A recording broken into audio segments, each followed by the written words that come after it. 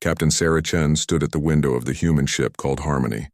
She watched the alien planet grow bigger as they got closer.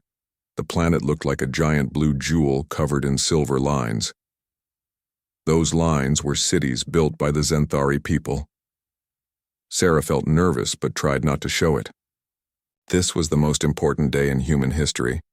After watching humans for many years, the Zenthari had finally agreed to meet them. The Zenthari were very old and very smart. They had technology that seemed like magic to humans. "Captain, we're getting close to their space station," said Lieutenant Brooks from his seat. He was the ship's pilot and looked just as nervous as Sarah felt. "Good. Remember, everyone, this meeting decides if humans can join the galaxy or stay alone on Earth," Sarah said to her crew. She looked around the bridge at her team. They were the best humans had to offer. Behind her, Security Chief Marcus Rodriguez stood near the door. He was a big man with dark hair and serious eyes. Marcus had been a soldier for many years before joining the space program. He never said much, but Sarah trusted him more than anyone. The Zenthari space station was huge. It was made of some kind of crystal that glowed with soft light. Their ship looked tiny next to it.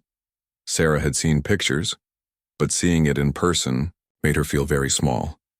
"They're telling us where to dock," Brooks said. "Bay number 7.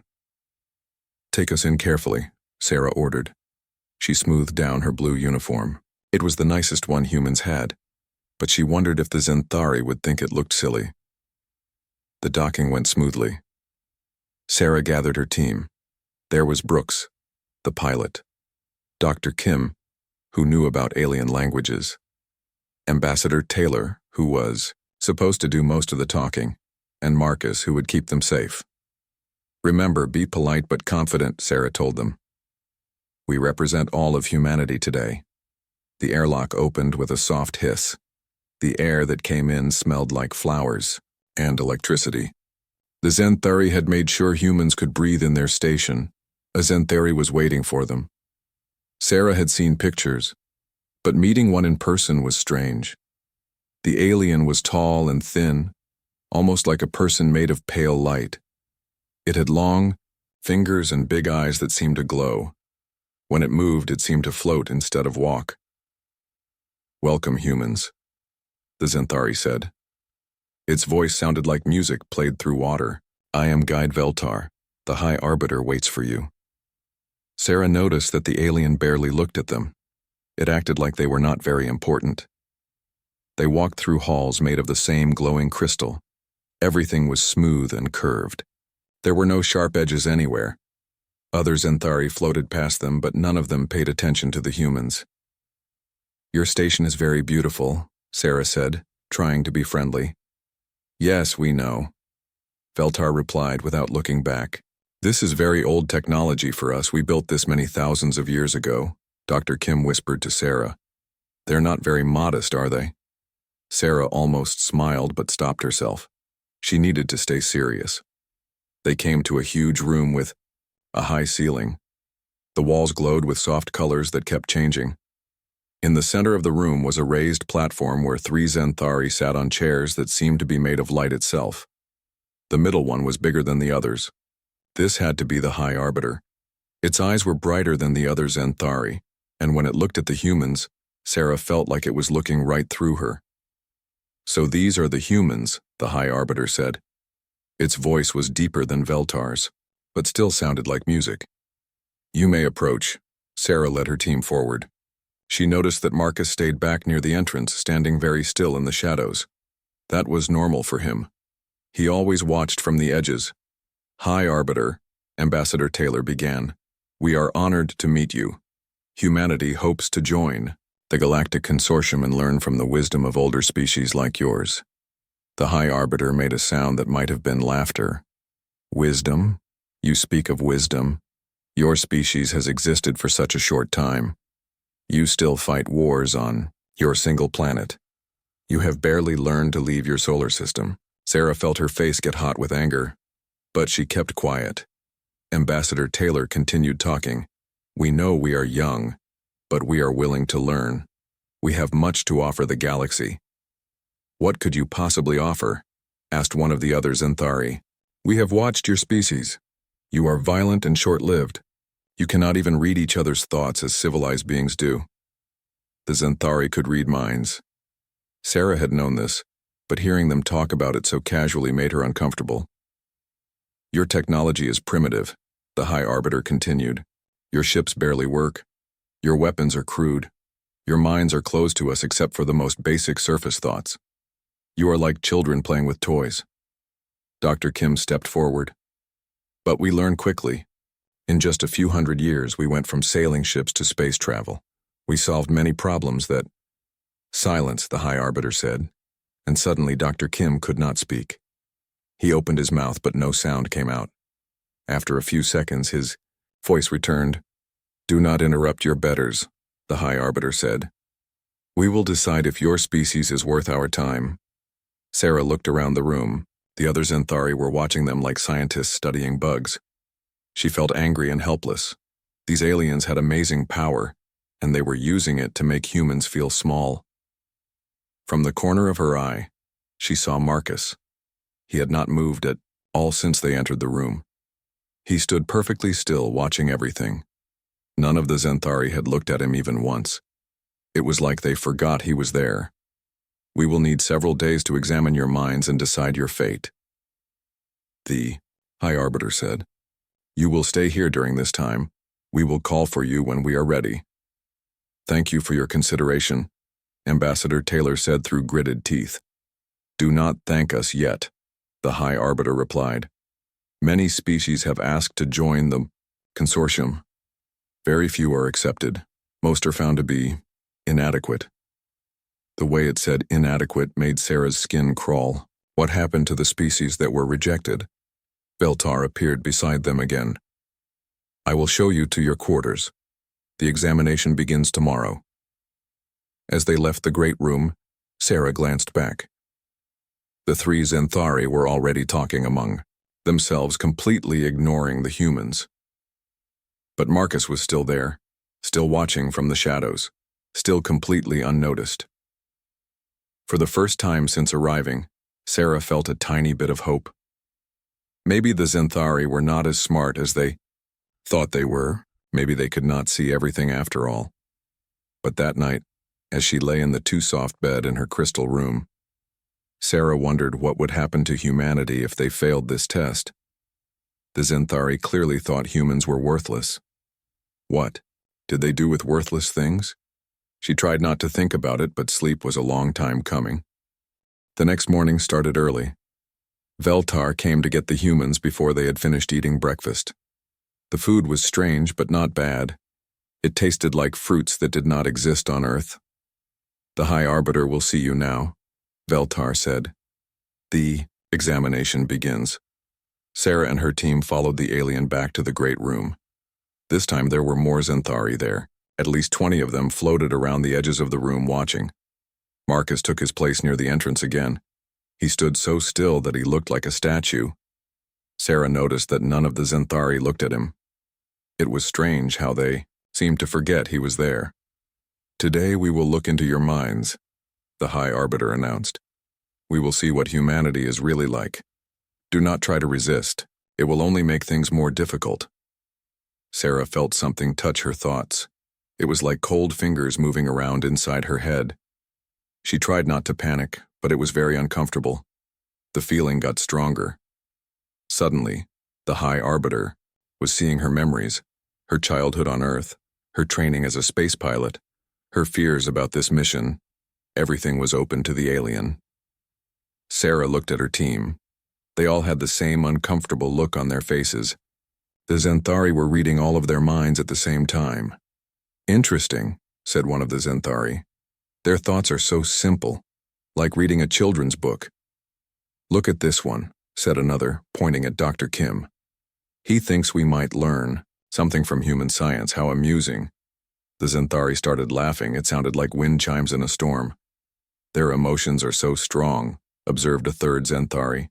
They feel anger, fear, hope, all mixed together. How do they think clearly? With all this noise in their heads? The High Arbiter raised a hand and the other Xanthari became quiet. We have seen enough for today, it said. Your minds are exactly what we expected. Chaotic, primitive and limited, but we will continue tomorrow. Perhaps we will find something interesting buried deeper. The cold feeling left Sarah's head. She felt dizzy for a moment. You may go, the High Arbiter said. Rest well. Tomorrow we dig deeper. As they walked back to their rooms, Ambassador Taylor whispered, This is not going well. They're treating us like animals in a zoo, Dr. Kim added quietly. Sarah looked back toward the great room. Marcus was still there, standing in the same spot, still completely ignored by every Zenthari in the room. That afternoon, Veltar gave them a tour of the station. Sarah hoped it would be friendly, but the alien just wanted to show off how advanced the Zenthari were. This machine can change any element into any other element, Veltar explained, showing them a device that hummed with energy. We can turn rock into gold, or gold into food. Very simple technology for us. They walked past windows that showed the space around the station. Sarah saw Zenthari ships that moved without any visible engines. They just floated through space like they were swimming through water. How do your ships move? Brooks asked. We think them forward, Veltar replied. Our minds control matter directly. Your species will never understand such things. They saw rooms where Zenthari were doing impossible things. One was holding a ball of fire in his bare hands. Another was making water flow upward in spirals. A third was reading the thoughts of someone on the planet below, thousands of miles away. Your people can do amazing things, Sarah said. For us this is normal, Veltar replied. What is amazing to us is how primitive other species are. Most can barely think a single clear thought. During the whole tour, Marcus walked behind them. He moved so quietly that Sarah sometimes forgot he was there. If she could forget, no wonder the Zenthari did. That evening, the humans ate dinner together in Sarah's room. The food was getting better, but everyone looked worried. They're going to reject us, Ambassador Taylor said. They think we're stupid animals. Maybe we should try to show them something they haven't seen, Dr. Kim suggested. Some human technology or skill that might impress them. Like what? Brooks asked. Everything we have looks like stone tools compared to their stuff. Sarah looked around the room. Where's Marcus? They all looked around. Marcus was not there. I saw him come back with us, Brooks said. But I don't remember seeing him come into the room. Sarah was about to go look for him when he appeared in the doorway. He moved so quietly that none of them had heard him approach. Where were you? Sarah asked, walking around, Marcus replied. Learning the layout. That was typical Marcus. Always thinking about security, always planning escape routes. Sarah was glad he was being careful. The next day brought more mind reading. This time the Zenthari went deeper into their thoughts. They found embarrassing memories, old fears, secret dreams. It was like being naked in front of strangers. Look at this, one Zenthari said with amusement. The female leader once cried because her pet animal died. Such emotional weakness. And this one, said another, pointing at Brooks. He is afraid we will hurt him. His fear makes his thoughts even simpler. Sarah felt her face burn with anger and shame. The Zenthari were not just reading their minds. They were making fun of what they found. But Marcus stood in his corner, unnoticed and unread. Sarah began to realize something important. The Zenthari could read minds, but only minds. They knew were there. They had to notice someone before they could read their thoughts, and somehow Marcus was invisible to them. After the session, Sarah found a chance to talk to Marcus alone. They can't see you, she whispered. Marcus nodded slightly. I noticed. How? Is that possible? Old soldier trick, Marcus said quietly. If you stand still enough, breathe quiet enough, think calm enough, people forget you're there. Worked in combat. Seems to work on aliens too. Sarah felt excited for the first time since arriving. Are you listening to what they say when we're not around? Some, Marcus replied. They talk a lot when they think no humans can hear. What do they say? Marcus's face got darker. Nothing good. That night Sarah lay awake thinking. The Zenthari were more powerful than humans had imagined. They could do things that seemed impossible, but they had one weakness they did not know about. They could not see Marcus, and if they could not see him, they did not know what he was learning about them.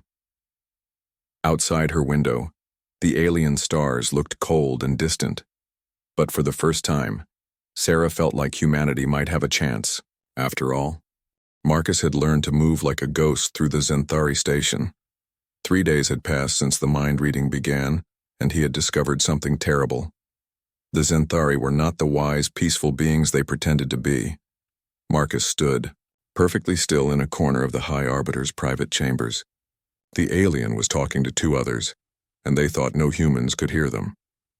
"The humans will be rejected, of course," the High Arbiter said. Its voice was different when it thought no one was listening, colder, crueler. "But their planet has useful resources." "What about the humans themselves?" asked one of the others. "They will make good workers," the High Arbiter replied. "Strong bodies, simple minds, perfect for mining operations. We can use our mental control to make them willing slaves." Marcus felt sick but stayed perfectly still.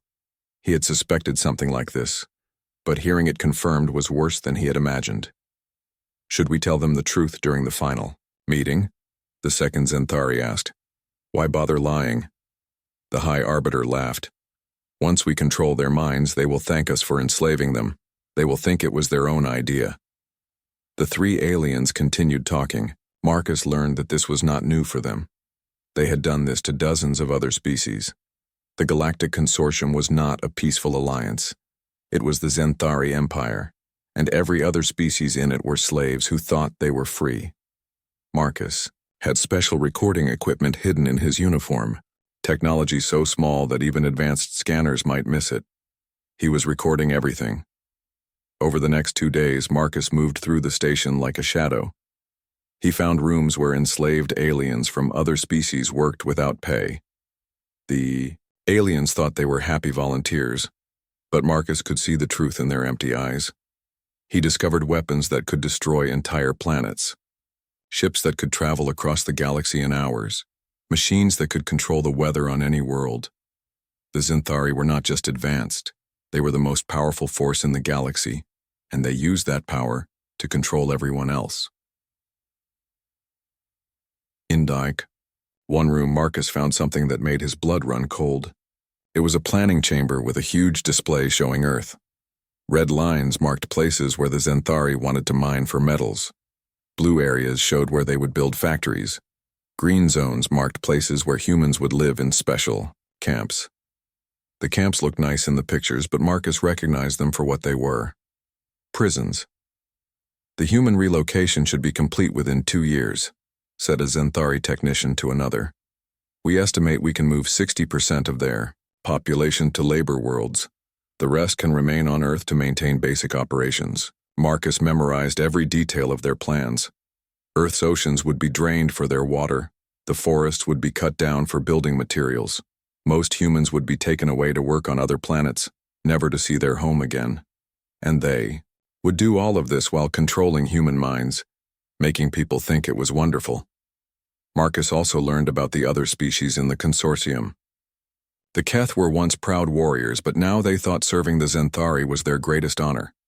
The Varani had been master builders, but now they only built what the Zenthari told them to build. The Dolmec had been great scientists, but now they only researched what the Zenthari wanted them to research. All of them were slaves who thought they were free. On the 5th day, Marcus was standing in the main communication center when he overheard the most important conversation yet. "The other consortium species are getting restless," one Zenthari reported to a superior. "Some of the Keth warriors are starting to ask questions about why they never fight for their own people anymore. Increase the mental control on their leaders," the superior replied. "Make sure the questioning thoughts disappear." "What if that doesn't work?" "Then we will have to eliminate the troublemakers and replace them with more cooperative ones." Marcus realized that some species were starting to wake up. Deep down, part of them knew something was wrong, but the Zenthari were ready to kill anyone who asked too many questions. That night, Marcus found Sarah in her room. The others were asleep. "I need to tell you something," he whispered. "But not here. They might be listening. Sarah followed him to a maintenance area deep in the station. It was full of humming machines and no Xanthari ever went there. The Xanthari are planning to enslave humanity, Marcus said quietly. This whole consortium thing is fake. They control everyone through mind manipulation. Sarah's face went pale. Are you sure? Marcus showed her some of the recordings he had made. Sarah listened to the Xanthari planning Earth's destruction and humanity's enslavement. Her hands shook as she watched the videos of the planning room. We have to warn Earth, she whispered. We can't, Marcus replied. They control all communications. Any message we send will be intercepted. Then what do we do? Marcus had been thinking about this for days. We need to expose them to the other species. Some of them are starting to question things. If they learn the truth all at once, the Xanthari might not be able to control all of them at the same time. How do we do that? I've been mapping their communication systems. I think I can hack into their main broadcast network. If I can upload everything during their final meeting with us, it will go out to every species in the consortium at the same time. Sarah stared at him. That's incredibly dangerous. If they catch you, they have to notice me first, Marcus said with a small smile. And they still haven't done that. What about us? What about the final meeting tomorrow? Marcus's expression grew serious. Tomorrow they're going to reject humanity's application. Then they're going to try to take control of our minds. We need to be ready. Sarah felt scared, but also determined. What do you need me to do? When the time comes, I need you to keep them distracted. Make them focus on you and the others. Give me a chance to get to their main computer. How will I know when? Marcus pulled out a small device. When this beeps, that means I've uploaded everything. That's when you need to be ready for them to get very angry. Sarah looked at the device, then at Marcus. Are you sure about this? I'm sure they're monsters, Marcus replied. I'm sure they're planning to destroy humanity. And I'm sure someone needs to stop them. Sarah nodded. Then we stop them. As they walked back toward their rooms, Sarah thought about tomorrow. In a few hours, they would either save humanity and free the galaxy, or they would die trying, but at least they would not go down without a fight. Marcus disappeared into the shadows again, and Sarah realized she was no longer afraid of the Xanthari. She was angry, and angry humans were dangerous humans. The final meeting began at dawn. Sarah and her team stood before the High Arbiter once more. But this time the great room was full of Xanthari. Dozens of them floated around the edges, all watching the humans with cold eyes. Marcus took his usual position near the entrance. As always, none of the Xanthari looked at him. He was invisible to them, just another shadow in the corner. Humans, the High Arbiter began, its voice echoing through the crystal chamber. We have examined your species for 5 days. We have looked deep into your minds and seen what you truly are. Sarah kept her face calm, but her heart was beating fast. She could feel the small device Marcus had given her in her pocket. It had not beeped yet. Your application to join the Galactic Consortium is denied, the High Arbiter continued. Your species is too primitive, too violent, and too limited to be part of our civilized galaxy. Ambassador Taylor stepped forward. High Arbiter, surely. There must be something we can do to prove ourselves worthy. Silence, the High Arbiter commanded, and Taylor's voice cut off instantly. We have made our decision, but we are not without mercy. The alien stood up from its throne of light. We will offer your species a different arrangement. Earth has resources we can use. Your people have strong bodies that can do useful work. We will take control of your planet and give your species purpose. Sarah felt cold inside. This was exactly what Marcus had warned her about. You will be relocated to worlds where you can serve the consortium in meaningful ways, the High Arbiter explained. Your minds will be adjusted to help you find joy in your new roles. You will thank us for freeing you from the burden of making your own decisions. Dr. Kim made a sound of protest, but the High Arbiter ignored him. This process will begin immediately, the alien continued. Starting with your minds. Sarah felt the cold touch of Xanthari telepathy entering her thoughts. But this time it was different. Instead of just reading her mind, they were trying to change it. She could feel them trying to make her think that slavery was freedom, that serving the Zinthari was humanity's greatest dream. She fought against it, but the mental pressure was enormous. Around her, she could see her team struggling too. Brooks was already starting to smile in a strange, empty way. Dr. Kim was nodding, like he agreed with everything the Zinthari said. The device in Sarah's pocket had still not beeped. "Yes," the High Arbiter said with satisfaction. "Accept your new purpose. You will be so much happier when you stop thinking for yourselves." Sarah felt her resistance cracking. The alien thoughts were so strong, so confident. Maybe they were right. Maybe humans would be better off as slaves. Maybe. The device beeped. Suddenly, Sarah remembered who she was. The momentary distraction had broken the Zinthari's control over her mind. She looked around and saw that her team was still under alien influence, but she was free, and Marcus was no longer standing in the corner. "What you have just experienced," Sarah said loudly, "is exactly what you have been doing to every species in your so-called consortium for thousands of years." The High Arbiter spun around to stare at her. "Impossible. Your mind is controlled. You cannot resist us." "Actually, I can," Sarah replied. "And now everyone in the galaxy knows what you really are." All around the room, the Zinthari began making confused sounds. They were receiving messages from across their empire. Reports of uprisings, rebellions, species suddenly remembering who they used to be. "What have you done?" the High Arbiter demanded. That was when Marcus stepped out of the shadows behind the alien throne. Every Zinthari in the room gasped. They spun around to stare at him like they were seeing a ghost. "Didn't realize I was standing there, did you?" Marcus said calmly. The High Arbiter's glowing eyes went wide. "Impossible. You were not there. We would have sensed you." "I've been here the whole time," Marcus replied. "I've been in this room for every meeting. I've been all over your station for the past week, and you never noticed me once." "That cannot be," insisted one of the other Zinthari. "Our telepathic senses are perfect. We see all minds." Marcus pulled out a small recording device. "You see all the minds you know are there, but you can't sense what you don't notice, and you never learn to notice humans who don't want to be noticed." He pressed a button on the device. Suddenly, the High Arbiter's own voice filled the room. "The humans will make good workers. Strong bodies, simple minds. Perfect for mining operations. We can use our mental control to make them willing slaves."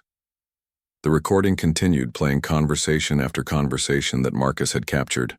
The Zinthari talking about their plans for Earth, their discussions of past enslaved species, their casual mention of murdering anyone who asked too many questions. "You recorded us," the High Arbiter whispered. "But how?" "We scanned all your equipment." "You scanned the equipment you could see," Marcus replied. "Military technology has gotten very small and very easy to hide." More sounds of chaos were coming from across the Zinthari communication network. Species after species was waking up, remembering who they used to be before the mind control. "This is what humans call a reckoning," Sarah said, stepping up beside Marcus. "We might be young and we might be primitive, but we have one thing you don't understand." "And what is that?" the High Arbiter snarled. "We notice things," Marcus answered. "Especially things that don't want to be noticed. It's how we survived on our world for so long. Always watching for predators, always staying alert." The High Arbiter raised its hands and energy began to glow around them. "Then you will die for your interference," but before it could attack, alarms began sounding throughout the station. On the communication screens around the room, reports were flooding in from every corner of the galaxy. The Keth warriors had remembered their pride and were fighting Zinthari control ships. The Varani builders had stopped construction on Zinthari projects and were building weapons instead.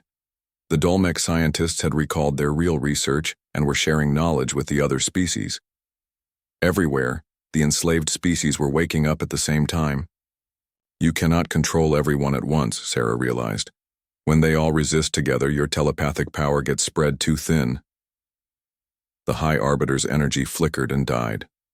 Around the room, others Zinthari were staggering as they tried to Maintain mental control over multiple rebelling species. This is impossible, the High Arbiter gasped. We are the masters of this galaxy. We have ruled for 10,000 years. Yeah, well, Marcus said. Every empire falls eventually, usually when someone finally notices what they're really doing.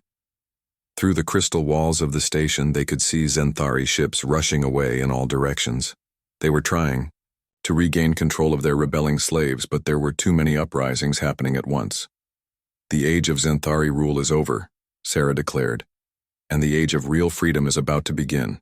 The High Arbiter looked around at its panicking fellows, then back at the humans. For the first time, there was fear in its glowing eyes. What do you want? It asked quietly. Marcus smiled. It was not a nice smile. Justice, he said. 6 months later, Sarah stood in the same crystal chamber, but everything had changed. The room was full of representatives from dozens of different species. Keth warriors with their proud bearing restored, Virani builders eager to create instead of just follow orders, Dulmec scientists sharing knowledge freely, and many others all working together for the first time in thousands of years. The Zenthari were still there too, but now they sat in simple chairs instead of floating on thrones of light. Their power to control minds was gone, broken by the weight of too many species resisting at once. The new Galactic Council recognizes Earth and humanity as full members, announced Krath, a Keth warrior who had been chosen as the first non-Zenthari leader in ages. Your species has earned a place among us through courage and wisdom. Sarah smiled, but she was thinking about everything that had happened since that day when Marcus stepped out of the shadows. The revelation of the Zenthari's true nature had spread across the galaxy faster than their ships could travel.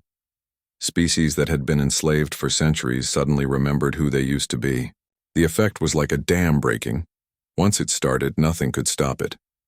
The Zenthari had tried to fight back, but they discovered something important about their own power. When they controlled 1 or 2 species at a time, their telepathic abilities were overwhelming. But when dozens of species resisted together, the Zenthari minds were spread too thin to control anyone effectively. Within weeks, their empire had collapsed completely. Some Zenthari had fought to the end, trying to use their advanced technology to maintain control through force. But their weapons and ships required them to think clearly, and the constant mental strain of trying to control multiple rebellions had left them confused and unfocused. Other Zenthari had simply given up. After 10,000 years of believing they were superior to everyone else, they could not handle the idea that they had been defeated by primitive species. But a few Zenthari, like the ones in this room, had chosen a different path. They had admitted their crimes and asked for a chance to make things right.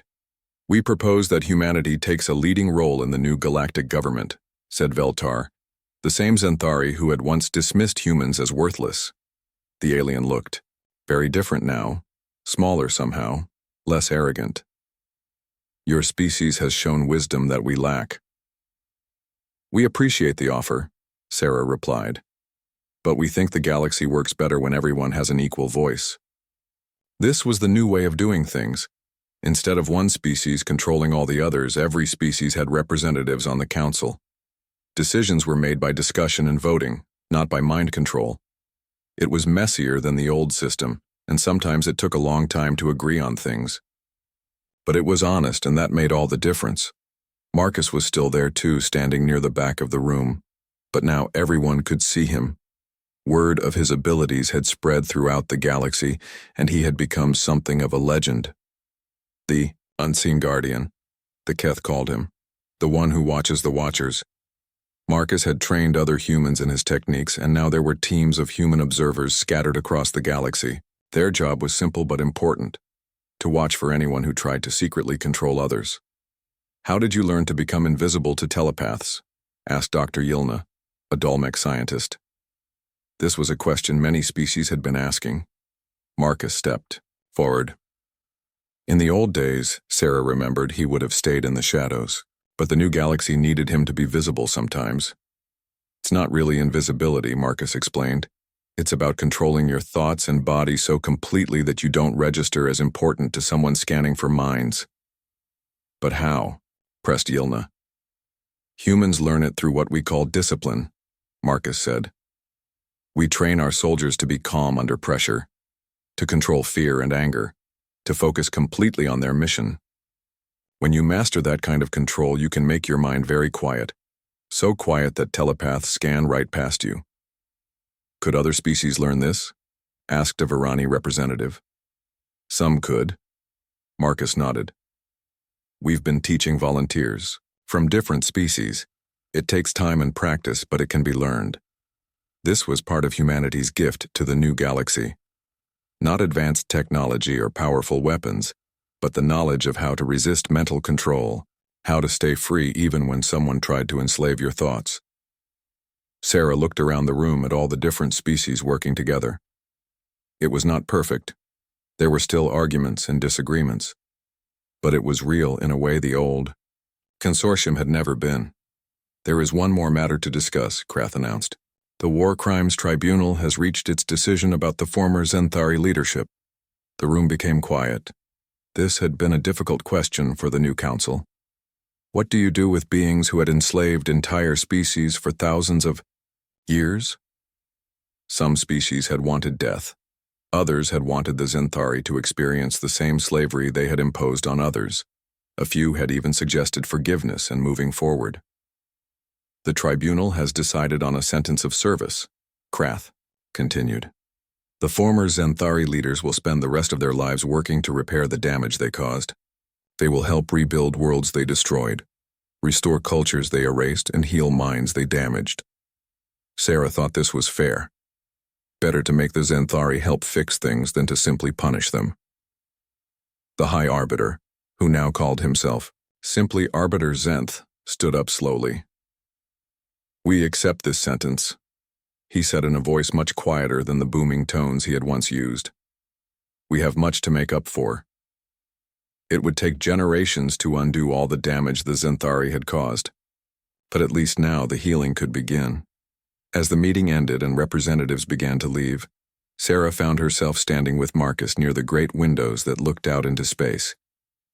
Do you think it will work? She asked. This new way of doing things? Marcus was quiet for a moment, watching the ships of dozens of different species flying together in formation. Nothing is perfect, he said finally. There will always be someone who wants to control others, someone who thinks they know better than everyone else. But now we know how to watch for them, and we know how to stop them. Sarah nodded. That was very human thinking, not expecting perfection, but being ready to deal with problems when they came up. The galaxy is a bigger place than it used to be, Marcus continued. More voices, more ideas, more chances for good things to happen. Through the crystal wall, Sarah could see Earth's sun in the distance. Home was safe now, and humanity had earned its place among the stars. But more than that, they had helped give freedom back to an entire galaxy. Not bad for a primitive species, Sarah said with a smile. Marcus almost smiled back.